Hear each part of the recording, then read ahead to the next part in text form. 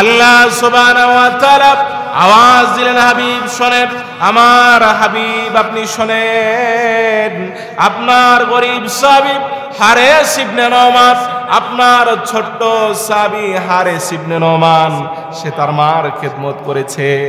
একটা আওয়াজ করে বলেন না, কার খেদমত করেছে? কাযালিকুমুল বিররু ওয়া কানা বিররাম বিউম্মিহি। আপনার সাহাবী, আপনার ছোট্ট সাহাবী হারেস ইবনে নোমান তার মায়ের পায়ে তেল লাগিয়ে দিয়েছে, মায়ের পায়ে তেল লাগিয়ে দিয়েছে, চিরুনি দিয়ে মায়ের চুলগুলো আশ্রয় দিয়েছে।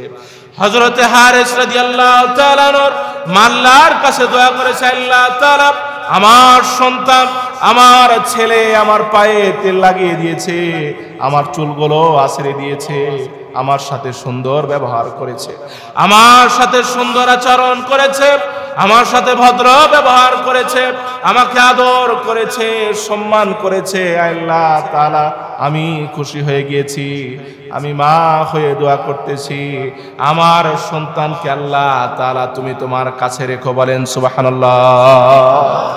আমার সন্তানকে তুমি তোমার কাছে রেখো। মায়ের দোয়া সাধারণ দোয়া না, সাধারণ দোয়া নাকি? রাসূল আরবি সাল্লাল্লাহু আলাইহি ওয়াসাল্লামকে আল্লাহ তাআলা বলেন, হাবিব শোনেন, গতকাল রাতে হারিস ইবনে নোমানের মা দোয়া করেছে, বেশি সময় হয়নি, গতকাল দোয়া করেছে। আমি আল্লাহ তাআলা তার মায়ের দোয়াকে এত তাড়াতাড়ি কবুল করেছি, তার মায়ের দোয়াকে আমি আল্লাহ তাআলা এত তাড়াতাড়ি কবুল করেছি। হারেসের কণ্ঠের কোরআনের তেলাওয়াতকে আমি আল্লাহ তাআলা জান্নাতের মিউজিক বানিয়ে দিয়েছি। বলেন সুবহানাল্লাহ। মায়ের দোয়া, আর দোয়া বড় দামি সম্পদ। সহজে জান্নাতে যাওয়ার একটা সহজ পথ, জান্নাতে যাওয়ার খুব সহজ পথ। মা সন্তানের জন্য দোয়া করবে। কি করবে? মা সন্তানের জন্য দোয়া করবে। মনে রাখবেন, মাকে ভালোবাসবেন, মাঝে মাঝে মাপ চাবেন, ভুল হোক আর না। চিন্তা করবেন যে ভুল করছে কিনা মাপ চাবো, তা না। মাঝে মাঝেই কি চাবেন? মায়ের কাছে মাঝে মাঝেই মাপ চাবেন। হাত ধরে বলবেন, আমাকে মাফ করে দিও। মাঝে মাঝে বলবেন যে আমি তোমাকে ভালোবাসি, আমি তোমাকে ভালোবাসি। মাঝে মাঝে মায়ের কপালে একটু চুমা দিবেন, মাথায় হাত বুলিয়ে দিবেন। আর যে মায়েরা শুনতেছেন তারা মনে রাখবেন, কখনো কোনো সন্তানকে বদদোয়া করবেন না। মায়ের দোয়া বদদোয়া দোনোটাই খুব দ্রুত লেগে যায়, কারণ এটা কারেন্টের মতো।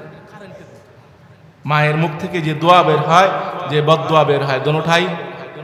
এই জন্য যদি কোনো সন্তান কোনো সময় অন্যায় আচরণ করে, খারাপ আচরণ করে, তো সেই সন্তানের জন্য রাগ আসলে বদদোয়ার বদলে আপনি তার জন্য দোয়া করবেন। ওটা আরো বেশি কাজে লাগবে, ওটা আরো বেশি কাজে লাগবে। আলহামদুলিল্লাহ আলহামদুলিল্লাহ ইস্তাঈনুহু ওয়া নাস্তাগফিরুহু ওয়া নু'মিনু বিহি ওয়া নাতাওয়াক্কালু আলাইহি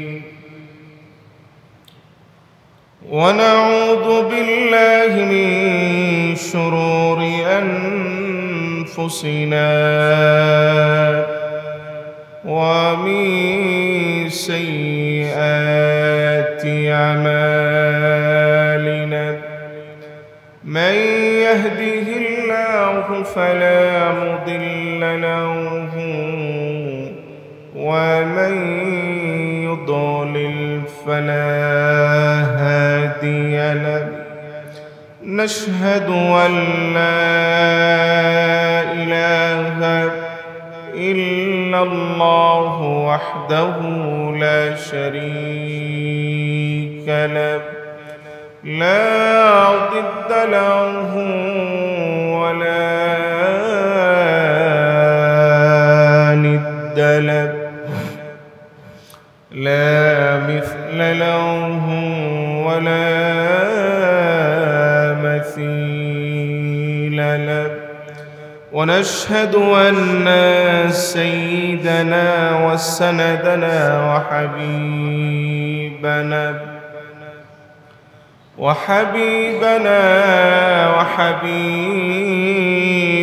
ربنا مولانا محمدا عبد الله رسول أرسله بالحق بشيرا ونذيرا وداعيا إلى الله بإذنه وسراجا وقمرا منيرا أما بعد فأعوذ بالله من الشيطان الرجيم بسم الله الرحمن الرحيم إن الله وملائكته يصلون على النبي يا أيها الذين آمنوا صلوا عليه وسلموا تسليما সকলেই محبতের সাথে দরুদ শরীফ পড়ি اللهم صل على محمد وعلى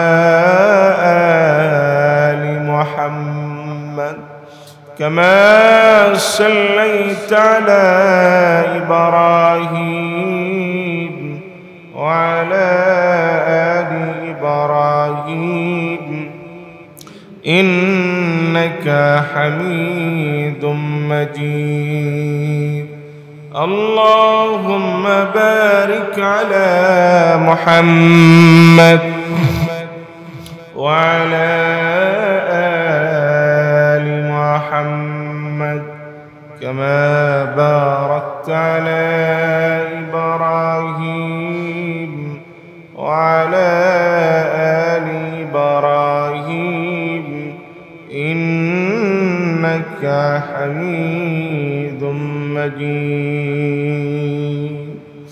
সর্বাগ্রে সর্বপ্রথম আমরা সেই মহামনিবের শুকরিয়া আদায় করি যে মহামনিব আমাদেরকে সুস্থতার নিয়ামত দিয়ে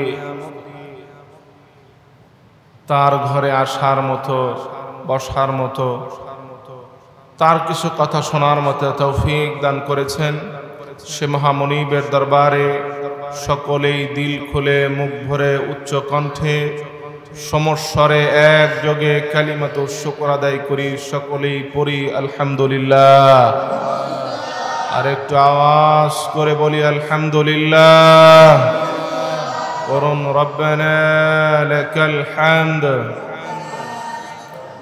হামদান কাসীরা তাইয়িবান মুবারাকান ফীহি সম্মানিত মুসল্লিয়ানে কিরাম আপনারা সকলে কেমন আছেন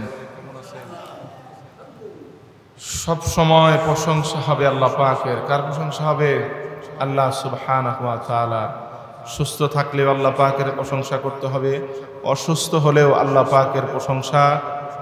পাকের প্রশংসা করতে হবে কারণ শুকরিয়া আদায় করা এটা বান্দার কাজ কার কাজ শুকরিয়া আদায় করা এটা বান্দার কাজ বান্দার কাজ হলো আল্লাহ পাকের শুকরিয়া আদায় করা আল্লাহ পাকের শুকরগুজারি করা এটা হলো বান্দার কাজ বান্দা যদি শুকরিয়া আদায় করে তো আল্লাহ পাক বান্দার নেয়ামতকে বাড়িয়ে দিবেন আল্লাহ পাক বান্দার নেয়ামতকে বাড়িয়ে দিবেন আর যদি বান্দা শুকরিয়া আদায় না করে না শুকরি করে তাহলে আল্লাহ পাক নেয়ামতকে ছিনিয়ে নেবেন শুধু তাই নয় আল্লাহ পাক শক্ত আযাবের ভিতরে তাকে গ্রেফতার করবেন শক্ত আযাবের ভিতরে আল্লাহ পাক তাকে গ্রেফতার করবেন প্রিয় ভাইরা এজন্য সব সময় শুকরিয়া আদায় করতে হবে কার আল্লাহ পাকের কারণ আল্লাহ পাক যে আমাদেরকে সুস্থ রেখেছেন এই নিয়ামতের শুকরিয়া আদায় করাই সম্ভব না হায়াত যে এখনো আছে এখনো যে বেঁচে আছে এটাই সবচেয়ে বড় নিয়ামত যে ব্যক্তি অসুস্থ কঠিন রোগে আক্রান্ত ক্যান্সারের মতো মরণ ব্যাধিতে যে আক্রান্ত তাকে যদি জিজ্ঞাসা করা হয় সেই কথাই বলবে যে ব্যক্তি সুস্থ আছে সেই ব্যক্তি আল্লাহ পাকের সবচেয়ে বড় নিয়ামতের ভিতরে সবচেয়ে বড় নেয়ামতের ভিতরে আছে। মনে রাখবেন, আল্লাহ পাকের পক্ষ থেকে যদি সুস্থতা না থাকে তাহলে হাজার হাজার লক্ষ কোটি টাকা ব্যয় করেও কেউ সুস্থতা পেতে পারে না। আমি দেখেছি আমার এই অল্প বয়সে শ্যামলী হার্ট ফাউন্ডেশনে, যেখানে হাড়ের রিং পরানো হয়, যেখানে হাড়ের ভিতরে কৃত্রিম ব্যাটারি লাগানো হয়, আমার বড় চাচা, ওনার যখন অবস্থা খারাপ ছিল, ওনাকে যখন ভিতরে ওই ব্যাটারি লাগানো হলো, ওই সময় আমি দেখেছিলাম যে মানুষ টাকার ব্যাগ নিয়ে, টাকার বস্তা নিয়ে সেখানে ঘুরতেছে, কিন্তু সুস্থতার ফয়সালা সে আনতে পারতেছে না যদি আল্লাহ পাক সুস্থ না করে। কঠিন বিষয়। এজন্য আমাদের হায়াত আছে, এটা দামি নেয়ামত। সুস্থ আছি, এটা দামি নেয়ামত। আর সময় পার হইতেছে, সময় যে পার হচ্ছে, এই দিক দিয়ে আমরা ক্ষতির ভিতরে আছি। কিসের ভিতরে আছে? ক্ষতির ভিতরে আছে। কেমন ক্ষতি? বাহলুল পাগল, বাদশাহ হারুন আর রশিদ সময়ে যে বাহলুল পাগল ছিল, সেই পাগল একদিন চিন্তা করতেছে যে রাজাকে দাওয়াত দিব। কি করে দাওয়াত দেওয়া যায়? দাওয়াতটা হবে যে হায়াত যে সময় চলে যাচ্ছে, এই চলে যাওয়ার দিক দিয়ে আমরা কিসের ভিতরে আছি? ক্ষতির ভিতরে আছি। তো দাওয়াত দেওয়া যায় কেমনে? তো বাহলুল পাগল সব চিন্তা ভাবনা করে মাথার ভিতরে একটা ঝুড়ি নিছে। ঝুড়ি নিয়ে সে বাদশাহর দরবারের সামনে গিয়ে বলতেছে যে ইয়া আইয়ুহান নাস ইরহামনি, হে মানুষেরা তোমরা আমার উপরে রহম করো, তোমরা আমার উপরে রহম করো। ইন্নি আবি উসাই আনি, আমি এমন একটা জিনিস বিক্রি করতেছি, ফা ইন তাশতারি হালাক ওয়া ইল্লাম তাশতারি ফাহালাক। তুমি যদি সেটাকে ক্রয় করো তাও সেটা ধ্বংস হবে, যদি ক্রয় না করো তাও সেটা ধ্বংস হয়ে যাবে। একটু কমায় দেবে। যদি তুমি ক্রয় করো তাও ধ্বংস হবে, যদি ক্রয় না করো তাও ধ্বংস হয়ে যাবে। তাহলে কি বিক্রি করতেছে? আসলে ঝুড়ির ভিতরে কিছুই নাই। ঝুড়ির ভিতরে বাদশাহ হারুন আর রশিদ যখন এই আওয়াজ শুনছে তো চিন্তা করছে যে পাগল হইলে কি হবে, তালে কি আছে, তালে ঠিক আছে। তো বাদশাহ হারুন আর রশিদ তার সৈন্য সামন্ত দিয়ে তাকে ডেকে আনছে যে তুমি এই কথা কেন বলতেছো, বাস কেন বলতেছো এই কথা?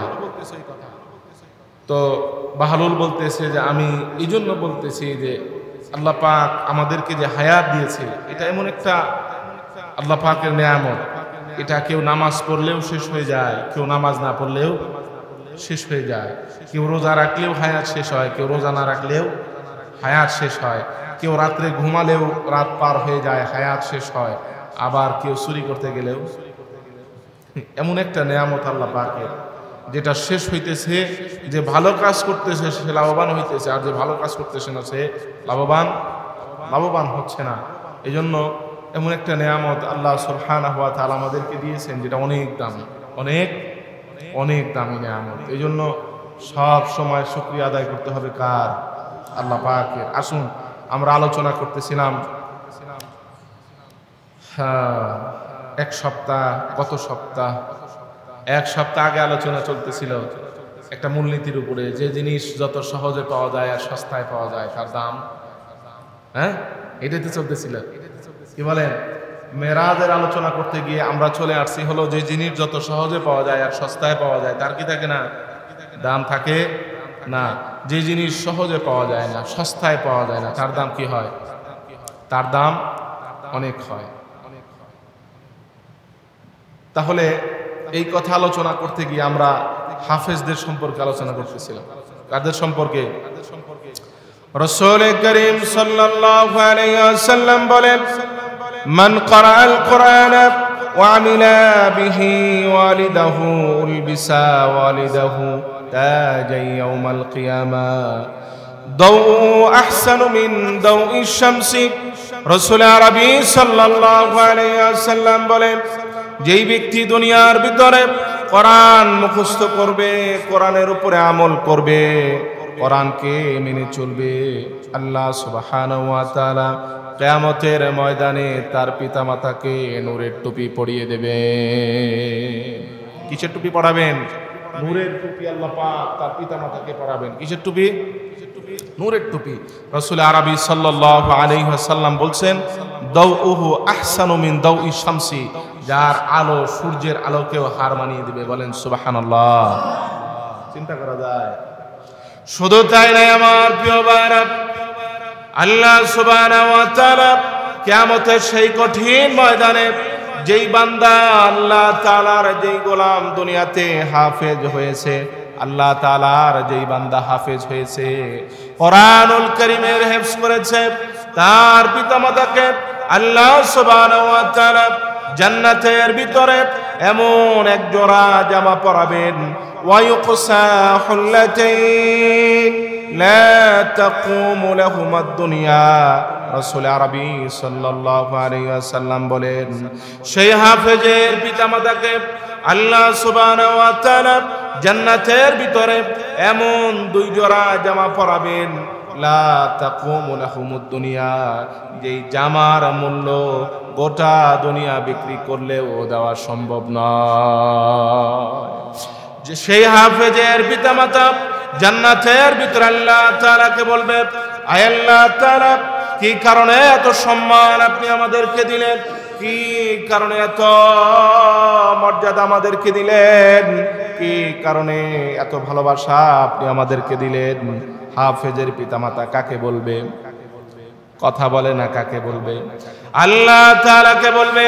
হাফেজের পিতামাতা আল্লাহ তাআলাকে বলবে, বিমা কাসাইতানা, কোন আমলের কারণে, কোন নেকির কারণে এত সম্মান আপনি আমাদেরকে দিলেন, এত মর্যাদা আপনি আমাদেরকে দিলেন? আল্লাহ সুবহানাহু ওয়া তাআলা বলবেন, শোনো, তোমার সন্তান দুনিয়াতে কোরআনের হিফজ করেছে, কোরআনের উপরে আমল করেছে, কোরআনের ধারক হয়েছে, কোরআনের বাহক হয়েছে। তোমার সন্তান কোরআনের ধারক বাহক হওয়ার কারণে আমি আল্লাহ তাআলা তোমাদেরকে এই সম্মান দিয়েছি। বলেন সুবহানাল্লাহ। মরা মরা হয়ে গেছে সব এক সপ্তাহের ভিতরে। এক সপ্তাহ নাই, সব কেমন জানি মরে গেছে, এরকম মনে গেছে। একটা আওয়াজ করে বলেন না সুবহানাল্লাহ।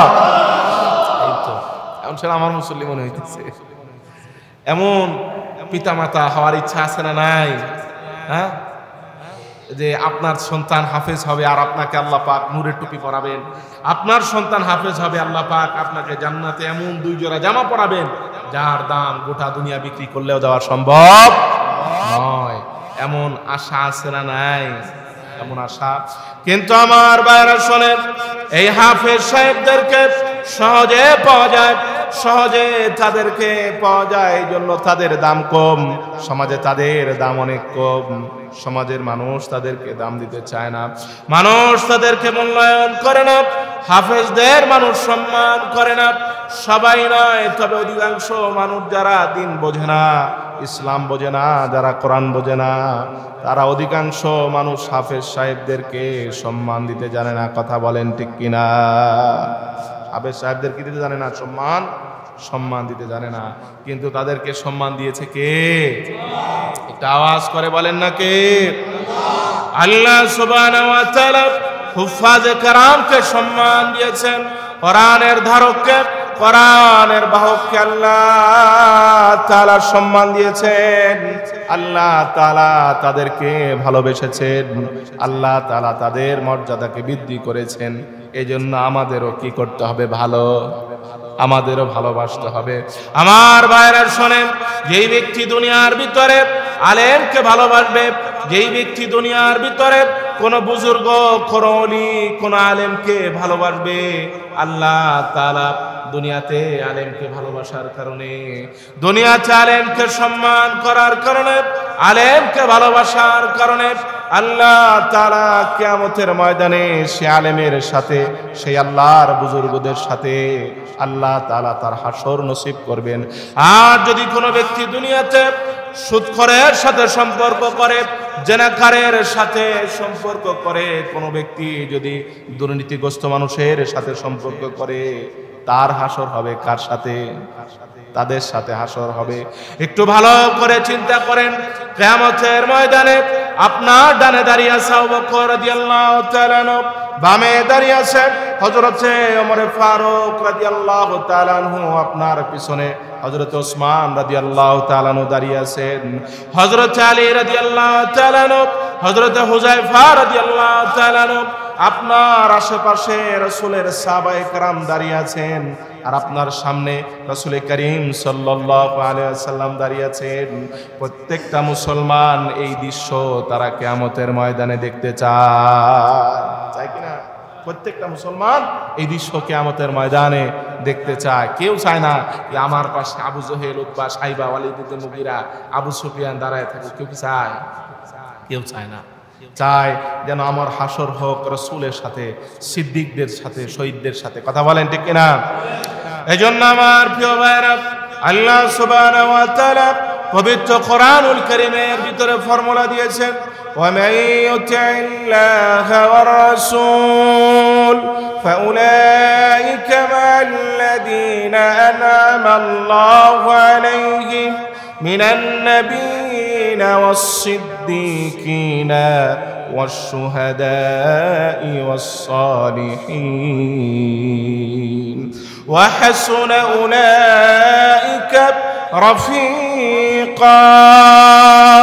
আল্লাহ তাআলা বলেন, দুনিয়ার ভিতরে যারা আমি আল্লাহ তাআলার হুকুম আহকাম মানবে, দুনিয়ার ভিতরে যারা আমি রাসূলের সুন্নাতকে অনুসরণ করবে, আমি রাসূলের সুন্নাতকে যারা দুনিয়ার ভিতরে অনুসরণ করবে, রাসূলের সুন্নাতকে যারা দুনিয়ার ভিতরে মানবে, পালন করবে, আল্লাহ তাআলা বলেন ফাউলাইকা মাআল্লাযীনা আনআমাল্লাহু আলাইহিম, তারা কিয়ামতের ময়দানে নবীদের সাথে তারা হাসর হবে, সিদ্দিকদের সাথে তারা হাসর হবে।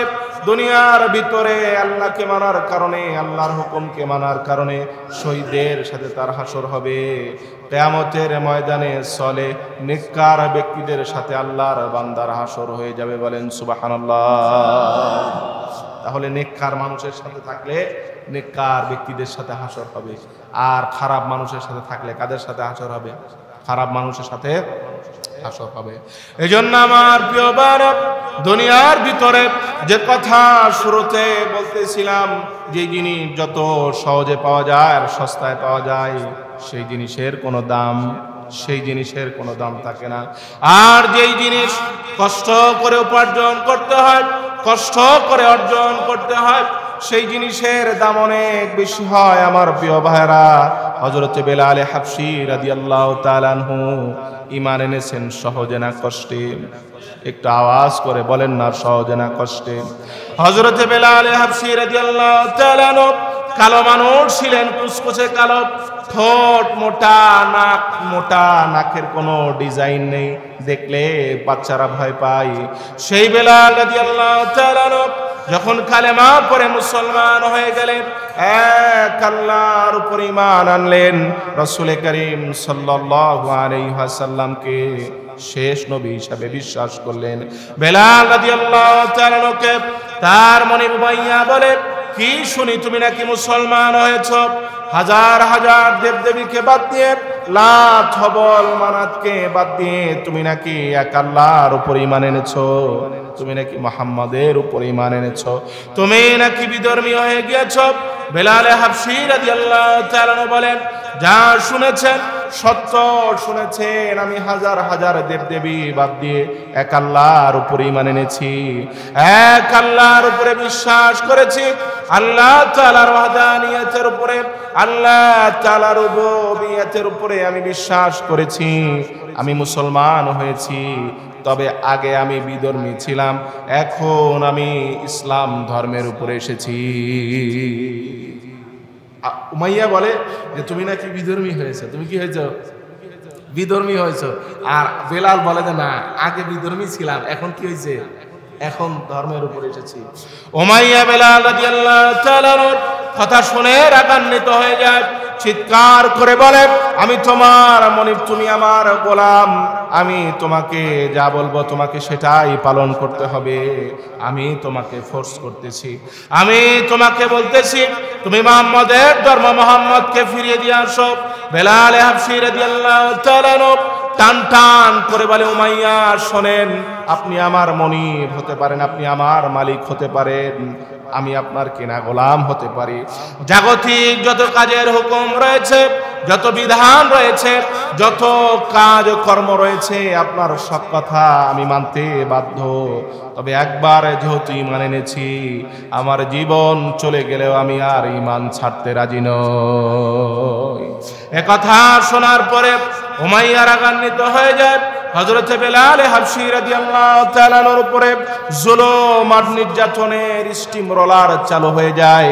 উমাইয়া যখন জুলুম করতে করতে, আঘাত করতে করতে, হযরত বেলাল রাদিয়াল্লাহু তাআলার উপরে আঘাত করতে করতে উমাইয়া যখন নিজে ক্লান্ত হয়ে যায়, আরবের সেই বকাটে যুবকদেরকে ডেকে আনে, তারাও তাকে আঘাত করে, তার শরীরের উপরে আঘাত করে, তাকে মারধর করে।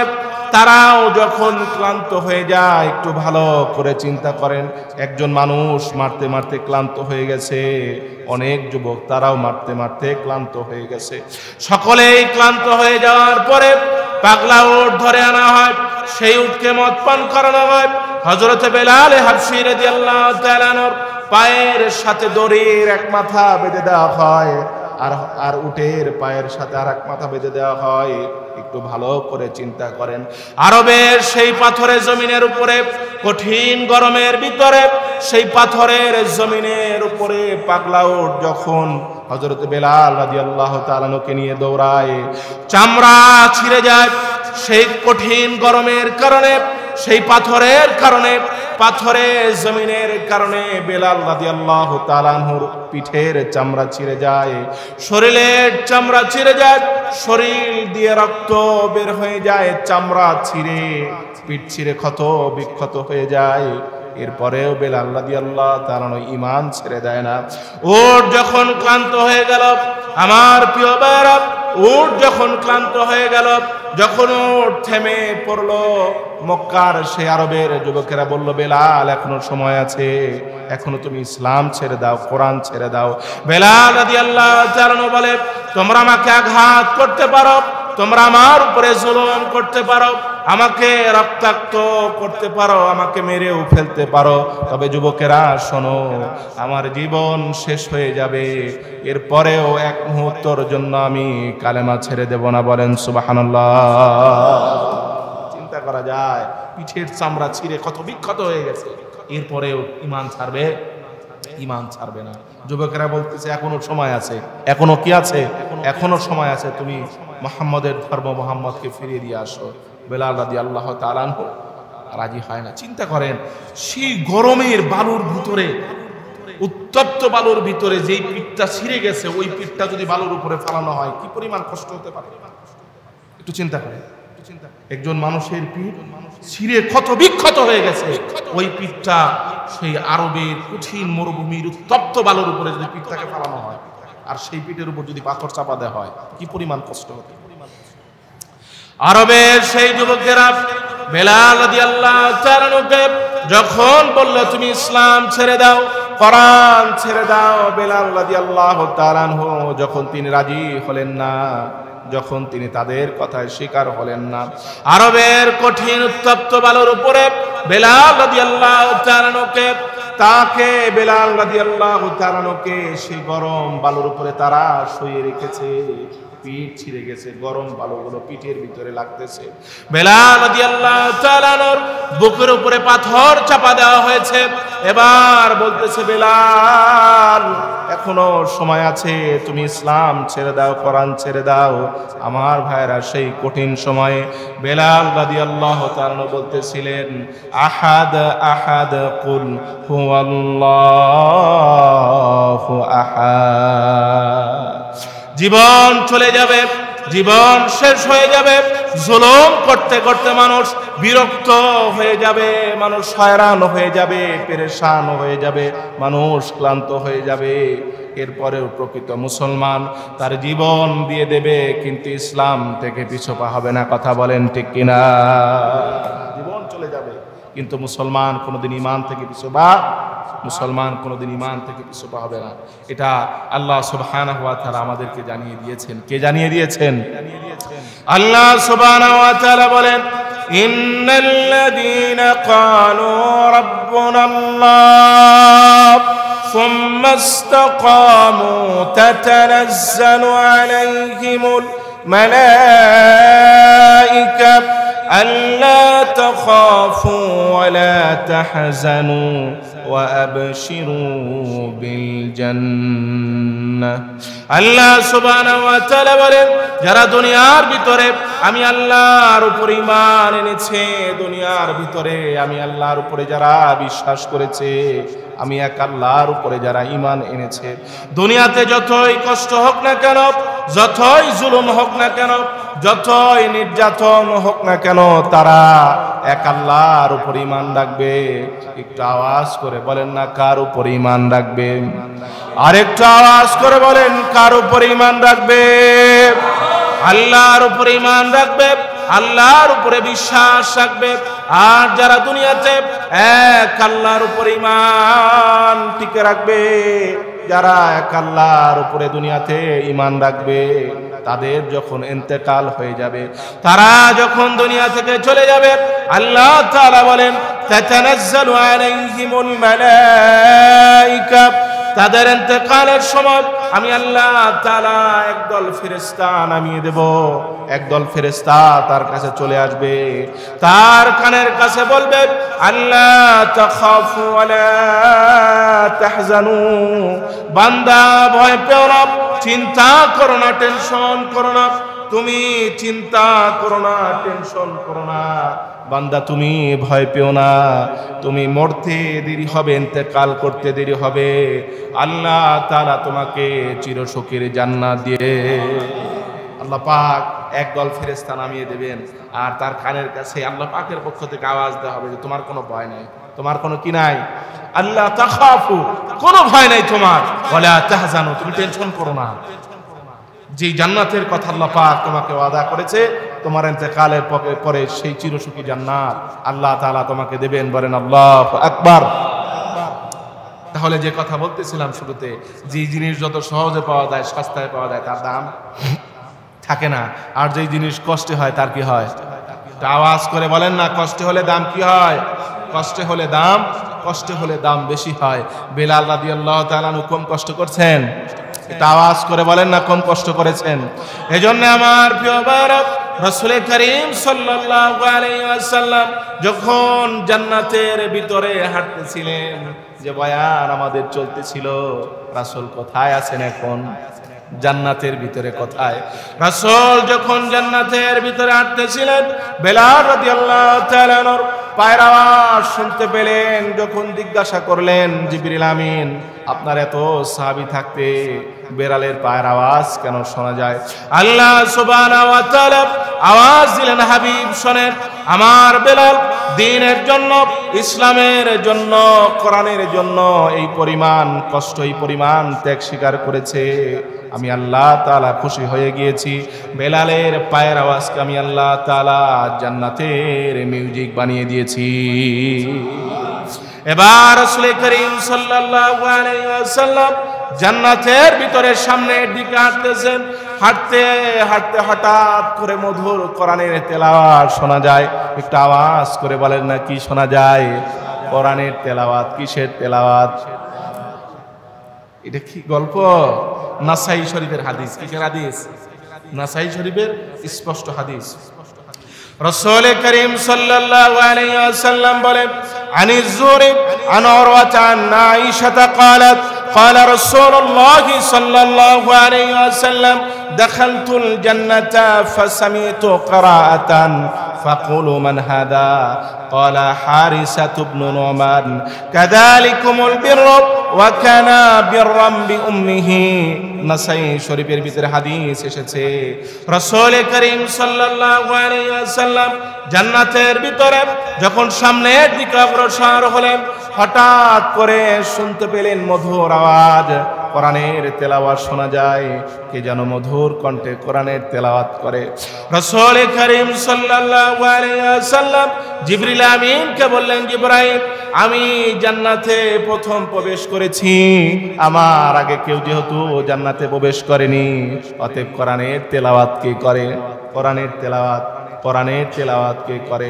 জিবরিল আমিন বলে, ইয়া রাসূলুল্লাহ, আমি জানি না কে জান্নাতে এসেছে, কে কোরআনের তেলাওয়াত করে, তবে এতটুকু আমি জানি, আপনার আগে কেউ জান্নাতে প্রবেশ করতে পারবে না। রাসূল করিম সাল্লাল্লাহু আলাইহি ওয়াসাল্লাম জিবরিল আমিনকে বলে, জিবরাইল, কে কোরআনের তেলাওয়াত করে?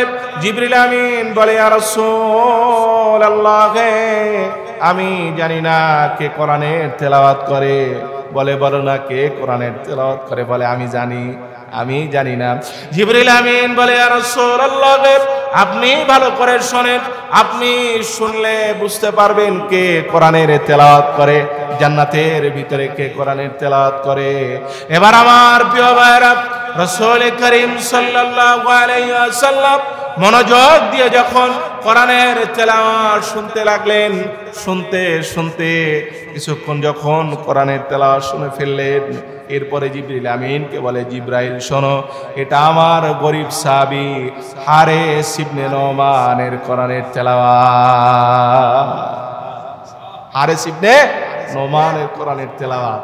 এবার জিবরিল আমিন বলে, ইয়া রাসূলুল্লাহ, এত সাহাবী থাকতে এই সাহাবীর কোরআনের তেলাওয়াত জান্নাতে কেমনে আসলো? আপনার তো সাহাবী অনেক, এই সাহাবীর আওয়াজ কেন জান্নাতের ভিতরে? জিবরিল আমিন যখন বললেন, ইয়া রাসূলুল্লাহ, আপনার অনেক সাহাবী রয়েছে, অনেক সাহাবীর ভিতরে এই সাহাবীর আওয়াজ কেন, এর কেন কোরআনের তেলাওয়াত জান্নাতের ভিতরে আসলো? রাসূল করিম সাল্লাল্লাহু আলাইহি সাল্লাম কি উত্তর দেবেন? আল্লাহ সুবহানাহু ওয়া তাআলা আওয়াজ দিলেন, হাবিব শোনেন, আমার হাবিব আপনি শোনেন, আপনার গরীব সাহাবী হারেস ইবনে নোমান, আপনার ছোট্ট সাহাবী হারেস ইবনে নোমান, সে তার মার খেদমত করেছে। একটা আওয়াজ করে বলেন না, কার খেদমত করেছে? কাযালিকুমুল বিররু ওয়া কানা বিররাম বিউম্মিহি। আপনার সাহাবী, আপনার ছোট্ট সাহাবী হারেস ইবনে নোমান তার মায়ের পায়ে তেল লাগিয়ে দিয়েছে, মায়ের পায়ে তেল লাগিয়ে দিয়েছে, চিরুনি দিয়ে মায়ের চুলগুলো আশ্রয় দিয়েছে।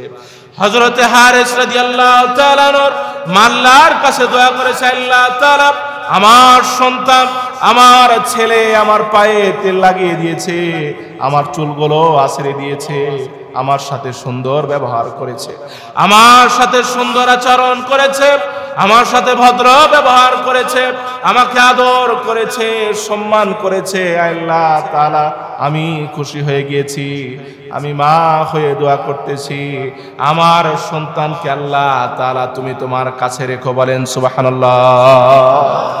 আমার সন্তানকে তুমি তোমার কাছে রেখো। মায়ের দোয়া সাধারণ দোয়া না, সাধারণ দোয়া নাকি? রাসূল আরবি সাল্লাল্লাহু আলাইহি ওয়াসাল্লামকে আল্লাহ তাআলা বলেন, হাবিব শোনেন, গতকাল রাতে হারিস ইবনে নোমানের মা দোয়া করেছে, বেশি সময় হয়নি, গতকাল দোয়া করেছে। আমি আল্লাহ তাআলা তার মায়ের দোয়াকে এত তাড়াতাড়ি কবুল করেছি, তার মায়ের দোয়াকে আমি আল্লাহ তাআলা এত তাড়াতাড়ি কবুল করেছি। হারেসের কণ্ঠের কোরআনের তেলাওয়াতকে আমি আল্লাহ তাআলা জান্নাতের মিউজিক বানিয়ে দিয়েছি। বলেন সুবহানাল্লাহ। মায়ের দোয়া, আর দোয়া বড় দামি সম্পদ। সহজে জান্নাতে যাওয়ার একটা সহজ পথ, জান্নাতে যাওয়ার খুব সহজ পথ। মা সন্তানের জন্য দোয়া করবে। কি করবে? মা সন্তানের জন্য দোয়া করবে। মনে রাখবেন, মাকে ভালোবাসবেন, মাঝে মাঝে মাপ চাবেন, ভুল হোক আর না। চিন্তা করবেন যে ভুল করছে কিনা মাপ চাবো, তা না। মাঝে মাঝেই কি চাবেন? মায়ের কাছে মাঝে মাঝেই মাপ চাবেন। হাত ধরে বলবেন, আমাকে মাফ করে দিও।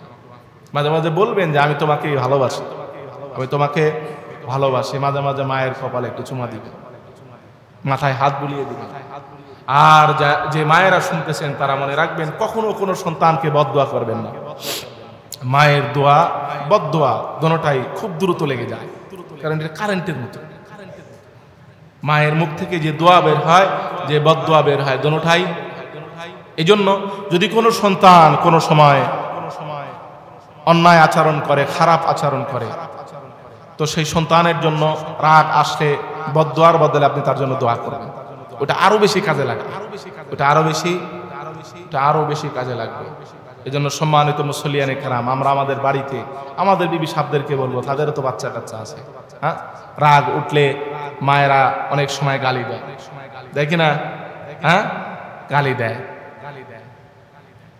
তো মাদের কমন গালি একটা থাকে, যে গালিটা দেয় এটাতে বাপও পরে ছাওয়ালো, যে গালিটা দেয় এটাতে বাপও পরে ছাওয়ালো পরে। তাদেরকে বলবেন যেন গালি না দেয়, তারা যেন সন্তানের জন্য কি করে, সন্তানের জন্য দোয়া করে। সবচেয়ে দ্রুতগতি দোয়া সন্তানের জন্য কার দোয়া? মায়ের দোয়া। একটা আওয়াজ করে বলেন না, কার দোয়া? তাহলে হারিস ইবনে নোমান, রাসূলের সাহাবী, মায়ের পায়ে তেল লাগাই দিছে, চিরুনি দিয়া চুল আছড়ায় দিছে, মা দোয়া করছে, তার গলার আওয়াজ চলে গেছে জান্নাতে। কোথায় চলে গেছে? জান্নাতে। রাসূল করিম সাল্লাল্লাহু আলাইহি সাল্লাম কোথায় আছেন এখন? কথা বলে না, কোথায় আছেন? জান্নাতের ভিতরে আছেন। আমার ভাইরা তাহলে শোনেন, রাসূল করিম সাল্লাল্লাহু আলাইহি ওয়াসাল্লাম জান্নাতের ভিতরে ঘুরতেছেন। জান্নাতের ভিতরে সুন্দর সুন্দর বাগান, সুন্দর উদ্যান, সুন্দর বালাখানা গুলো জান্নাতের ভিতরে দেখতেছেন। বালাখানা দেখার পরে, জান্নাতের বাগান গুলো দেখার পরে, জান্নাতের সুন্দর সুন্দর বাড়িগুলো দেখার পরে, আমার প্রিয় ভাইরা ভালো করে শোনেন, সেই বাড়িগুলো কিন্তু মাটির উপরে নয়। জান্নাতে যে বাড়ি রয়েছে সেই বাড়িগুলো নহরের উপরে, দুধের নহর, মধুর নহর, সেই নহরের উপরে জান্নাতের বাড়িগুলো রয়েছে। সাধারণ মাটির উপরে বাড়ি। মনে করছেন যে বাড়ি মাটির উপরে, আমাদের বাড়ি যেরকম মাটির উপরে 10 তলা বিল্ডিং, চিন্তা করছেন যে জান্নাতের বাড়ি মনে হয় এরকম 10 তলা বিল্ডিং না। আমার প্রিয় ভাইরা, সেখানে আছে মধুর নহর। কিসের নহর? মধু। সেখানে আছে দুধের নহর, সেখানে আছে শরাবের নহর। আর সেই নহর, সেই নদীর উপরে আল্লাহ পাক জান্নাতের বাড়ি, জান্নাতের দালান রেখেছে, যে এক একটা দালান 6000 তালার উপরে। একটা আওয়াজ করে বলেন আল্লাহু আকবার। এক একটা দালান কয় হাজার তালার উপরে। যেই ছেলে হাফেজ হয়েছে ওই তো পাইব 6000 তালা। কিয়ামতের ময়দানে হিসাব হয়ে যাওয়ার পরে একজন হাফেজ যখন জান্নাতে চলে যাবে, আল্লাহ তাআলা বলবেন, তুমি দুনিয়াতে আমি আল্লাহ তাআলার কোরআনকে হিফজ করেছো, আমার কোরআনকে তুমি দুনিয়াতে মুখস্থ করেছো, আমার কোরআনকে তুমি দুনিয়াতে পড়েছো। আজকে তুমি একটা একটা করে আয়াত পড়তে থাকবে, আর জান্নাতের ভিতরে তুমি উপরের দিকে উঠতে থাকবে। যত উপরে তুমি উঠবে তত বড় করে আমি আল্লাহ তাআলা তোমার জান্নাত সাজিয়ে দেব। বলেন সুবহানাল্লাহ। যত উপরে উঠবা তত বড় করে তোমার জান্নাতকে আমি আল্লাহ পাক সাজিয়ে দেব। চিন্তা করো। এই জন্য আমার প্রিয় ভাইরা, সন্তানকে হাফেজ বানানোর ইচ্ছা আছে না নাই? একটা আওয়াজ করে বলেন, আছে না নাই? কষ্ট হয়, কষ্ট হয়। যে বানায়, যে পিতামাতা তার সন্তানকে হাফেজ বানায়, তারও কষ্ট হয়, সন্তানেরও কষ্ট হয়। কিন্তু যে তার সন্তান তার পরিবারের ভিতরে হাফেজ বানায় না, সেই কষ্ট বোঝে? সে কষ্ট বোঝে না। যে সন্তান অল্প বয়সে পিতামাতার ভালোবাসা পাওয়ার কথা, ওই সন্তানকে বাপ মা ছেড়ে দেয় শুধুমাত্র কোরআনকে হিফজ করার কারণে, কোরআনকে মুখস্থ করার কারণে। আর আল্লাহ পাক এই কষ্টের কারণে আল্লাহ পাক জানিয়ে দিয়েছেন যে এটা এই দুনিয়াতেই কষ্টের কারণে পিতামাতাকে আল্লাহ পাক কিয়ামতের ময়দানে তাদেরকে নূরের টুপি পরিয়ে আল্লাহ পাক সম্মানিত করবেন।